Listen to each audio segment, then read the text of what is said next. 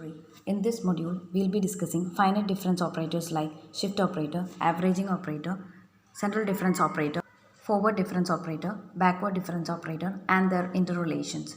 We will also discuss Newton's forward interpolation formula, Newton's backward interpolation formula, Lagrangian interpolation formula, central difference formula. Concept of derivatives is applicable for continuum of data. Suppose we have discrete form of data or discontinuous form of data. In such situations, we will have to make use of discrete analog of derivative, which is finite difference. Finite difference approximations can even be used to solve differential equations. Suppose you record the discrete data available in a table, that is, for discontinuous xi values which lie within the range interval AB, you record the corresponding f of xi values. With the available discontinuous data and concept of finite difference approximations, you can estimate for any xi which lie within the range AB its corresponding f of xi value. That process is known as interpolation. When you estimate f of xi value where xi lies beyond the range of definition of xi in the given data, suppose xi lie outside the range interval AB, and you approximate the value of f of xi, that process is known as extrapolation. That is, process of estimating output values beyond the range covered by the observed data is known as extrapolation, and process of estimating output values tabulated within the given range of data points is known as interpolation. Forward difference operator is notated using symbol of small triangle. Consider a function y equals f of x with input values x which are termed as arguments and output values f of x which are termed as entries, and interval of differencing which is the difference between consecutive x values being h.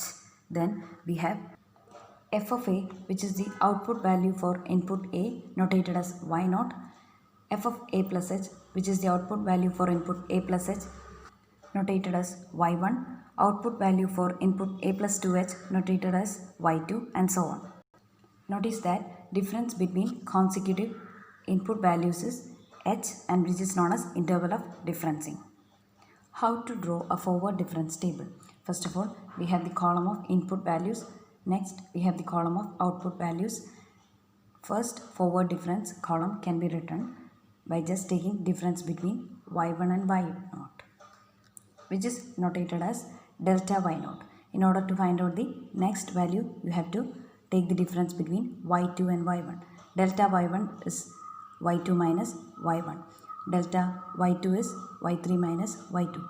You have to write delta y0, which is y1 minus y0, midway between these two entries y0 and y1. You have to write delta y1 midway between values y2 and y1, because delta y1 is the difference between these two values. Similarly, delta y2, which is y3 minus y2, has to be written in midway between these two values y3 and y2, and so on.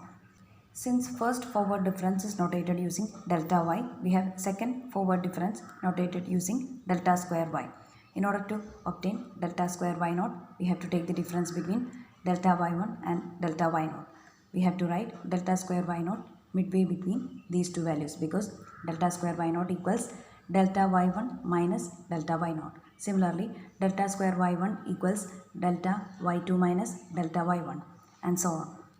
Third forward difference is notated using delta cube y, and we have delta cube y0 equals delta square y1 minus delta square y0, which has to be written in midway between these two values. Delta cube y1 equals delta square y2 minus delta square y1, which has to be written in midway between these two values. Y0 is known as leading entry, and delta y0, delta square y0, delta cube y0 are known as leading differences, because they appear in the top of forward difference table. Looking at the forward difference table, we have the general relation delta yn equals yn plus 1 minus yn.